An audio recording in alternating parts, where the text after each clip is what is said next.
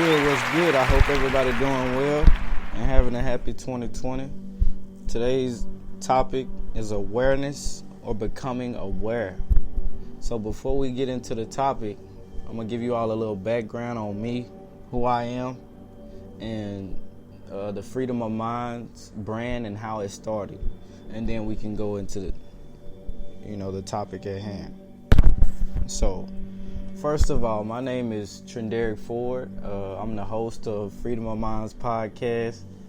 I'm from Jackson, Mississippi, born and raised. I moved to California. I've been out here about 3 years. That's where I started the Freedom of Minds brand / corporation. And basically, what Freedom of Mind is it's a brand that brings awareness. So it's mainly all about awareness. And that's kind of why I felt it was good to start my first episode off about awareness. So the brand basically, shows you or teaches you how to have an open mind towards religion, reality, life. And it also kind of gives you self-knowledge as well as, self-awareness and awareness to a lot of topics that, we don't normally get mainstream. So basically, it's kind of, keeping you open-minded. Yeah. So the topic is becoming aware. So a lot of people don't know what awareness is. So before I, get all into detail, let's look and see what awareness is. So I'm going to give you all my definition of awareness, and I'm going to give you all Google's definition of awareness. All right. So, awareness, knowledge or perception of a situation or fact, similar to consciousness, concern about well-being, inform or interest, particular situation or development. And I'm reading it exactly how the website shows it. So basically, it's telling you, awareness is basically, perceiving a situation or knowing about a situation. So what does it mean to have awareness or to be aware? Awareness is the ability to directly know or perceive a feeling or to be conscious of an event. More broadly, it is a state of being conscious of something. So basically, having a understanding or an awareness of something. For an example, you kind of see somebody getting robbed, or you see any type of negative or positive, regardless. Anything that you kind of see going on, you are aware of that. Or you are involved in, you are aware of it. So you have to be aware before anything. All right. So before knowing or becoming aware of anything, though, you have to be aware of yourself.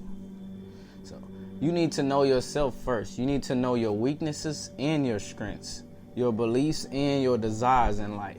Keeping in touch with your emotions means you have to be self-aware. The most important characteristics of a leader is self-awareness, the ability to monitor one's own emotions, the ability to know your own feelings is a powerful thing. So the ability to know one's own emotions and reactions, learning how to be easy. So kind of learning how not to react to a lot of stuff or let your emotions get the best of you. I feel like that's the best way to say it. If you can master these skills, it will help you become a more effective leader. So for those out there who are trying to be leaders and trying to guide people as well as their self, or they have children that they want to look up to them, you have to first, get in touch with your emotions. Also have control over your emotions. Learning how to be easy. If you can master that skill, then you're getting somewhere. It will help you become a much more effective leader. All right. I'm sorry, I kind of lost myself. And most people are not fond of spending much time on self-reflection. A lot of people don't like, the fact to look at what they wrong at. And I feel like that's a lot of most problems that we go through today. I feel like it relates to that as far as relationship, job-wise, and everything else. We don't like to reflect what we wrong at about things, but we sure do love to point out the wrong in other people. And we can't grow, we can't evolve, by pointing the finger. We kind of got to look at what, we did in that reaction to, what did we do wrong? And even though personal feedback is presented, people are not always open to it because honest feedback isn't always flattering. A lot of people don't like it when you're telling the truth. Either, it's something against them on the inside or, a lot of people just don't like the truth. If you tell people how you feel, you like the devil. So don't think, people are going to enjoy you telling the truth. That doesn't mean it's wrong. That doesn't mean you shouldn't do it. But just know it's going to be a lot of criticism that come with it. So telling the truth is not always honest. So giving your feedback is not always, good to other people. It may be good for them, but it's not good to them. Many people indeed have low level of self-awareness. However, self-awareness helps you identify opportunities for professional development and personal growth. If you want to improve your self-awareness and develop your potential, I have 12 tips that I've listed that could help you. 12 tips. All right. So, before I give you those 12 tips, we're going to talk about what is raising awareness. Does it mean to raise awareness? So, because basically that's what my brand does. And a lot of other people, platforms, contents, as well as brand, they stress this, right? This raising awareness. So what is the purpose of raising awareness? Raising awareness is a process that seeks to inform and educate people about topics or issues with the intentions of influencing the ability and behavior. Let me repeat that. Is the process that seeks to inform or educate people about a topic or issue with the intentions of influencing their abilities and behaviors and belief towards the achievement of a divine purpose or goal. So basically, it's kind of giving you an influence, kind of motivating you to kind of, lean towards what they're, trying to make you aware of, such as breast cancer awareness. It brings awareness to breast cancer and try to invoke you into, basically participating and bringing awareness towards that topic. So here are my 12 tips for self-awareness and developing your own potential. The first thing you have to do is know your strengths and your weaknesses. Knowing your strengths and coping with your weaknesses will help you improve self-awareness.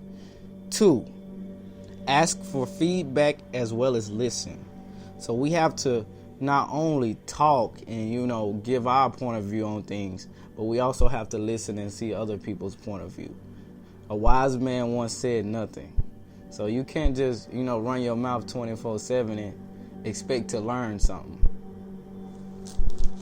All right. 3, develop intuitive decision-making skills. We'll get into that. 4, know your own emotional triggers. So you have to know what triggers you, what pisses you off, what gets you mad, what irritates you. You got to know, you got to become aware of what does that to you. 5, set boundaries. And I'm pretty sure everybody knows what setting boundaries mean. Make sure there's a limit to, how people treat you as far as, that goes, and much more. 6, practice self-discipline. Practicing self-discipline. We have to do that, and I'm not a big fan of the military, but one thing that I do know, based on my understanding, is they are very strong on self-discipline. And a lot of people who are in the military, they catch that and they learn that. They learn self-discipline fast. So that's something that we have to do. We got to be self-disciplined. Keep an open mind. I feel like that should have been the first one, but that's one of the biggest ones to me, is having an open mind. You can't learn too much with a closed mind. I might be getting off topic a little bit, but as far as, just for an example, I'm not against the Bible. I've learned a lot out of the Bible, but if you take all of your knowledge in your mind and you put it in a book like the Bible, or the Bible gives you all of your knowledge and information, you are closed-minded because you cannot learn outside of the Bible. Therefore, everything you say and do will pertain to the Bible. So that kind of is an example of having an open mind, not a closed mind. All right. Number 8, take psychological tests with yourself. Kind of test yourself on things. Basically, play games with yourself. And I'm going to get into that. I'm going to get into that a little later as well. Try new experiences. We all have to try doing new things. If you're doing the same thing every day expecting new things to come about, it's not going to happen. So you gotta get out. You got to try new things. You got to try different things in order to open new doors. Discover your own physical limits. So know when it's enough. Know when it's time to stop. Know when it's time to go, and know when it's time to stop. Because it's time to do both. It's a time and place for both of those. All right, so 11, self-motivate. I feel like this is a big problem because we have Instagram now. We have social media. Social media is all about not self-motivating. It's about having other people to like your content, your page, your pictures, in order for you to motivate yourself. So if you go live and you see only 2 people on there, you can't express yourself as much. You don't have the energy that you should. A lot of people don't, because they don't have that self-discipline they need. So you have to learn to motivate yourself. When people are not around, you can still be yourself, your best self. So learn to self-motivate. You don't need everybody's opinion, when you go to a job or anything. If you're at a job and your boss telling you good job or you did good today, you don't need that opinion, just like you don't need a negative opinion in order to know you did good. So try not to limit yourself based on other people's opinions, or try not to motivate yourself based on other people's opinions. Try to self-motivate. Last but not least, meditate.